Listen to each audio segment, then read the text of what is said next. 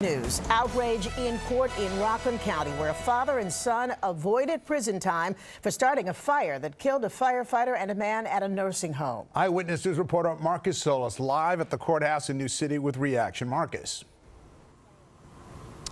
Well, Dave and Sandra, dozens of firefighters protesting silently outside, some emotional moments inside. Now, we should say this was not entirely a surprise because this plea deal was reached in June, but today's formal sentencing was an opportunity for victims of the family to express their anger and outrage over that sentence of probation and a chance for them to convey the pain of their loss. Now, victim impact statements were delivered by the mother and father of Jared Lloyd, the Spring Valley firefighter who died during a fire at an assisted living facility back in March of 2021.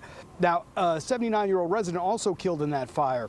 Now, charged in the incident, 72-year-old Nathaniel Sommer and his 29-year-old son, Aaron, who were performing a pre-Passover ritual at the Evergreen Court home. Now, heat from a blowtorch used to kosherize a stove built up in kitchen walls and ignited a couple of hours later. Lloyd rescued several residents before becoming trapped himself. The rabbi and son pleaded guilty. Even though they were charged with manslaughter and criminally negligent homicide, they were spared jail time in part because they had no record and because there was no real legal precedent for a death connected to a religious ritual, unlike other cases like a DWI. Emotional moments, as we said, in court, and also an apology in court from Nathaniel Sommer. My life has been turned upside down these last 2.5 years because of a reckless act that caused the tragic death of my only child. How does the negligent act of these defendants warrant no jail time, Judge Russo? I'm sorry.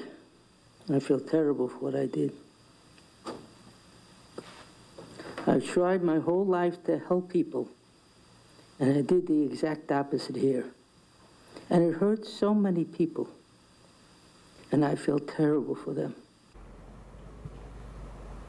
Now, despite the parents' pleas, the judge did not deviate from that pre-agreed upon plea, and the district attorney, Thomas Walsh, who is the subject of a lot of this outrage, released a statement saying justice isn't a one-size-fits-all concept, and it does not always mean incarceration. It's multifaceted and must take into account various factors, including intent and the specific circumstances of the crime.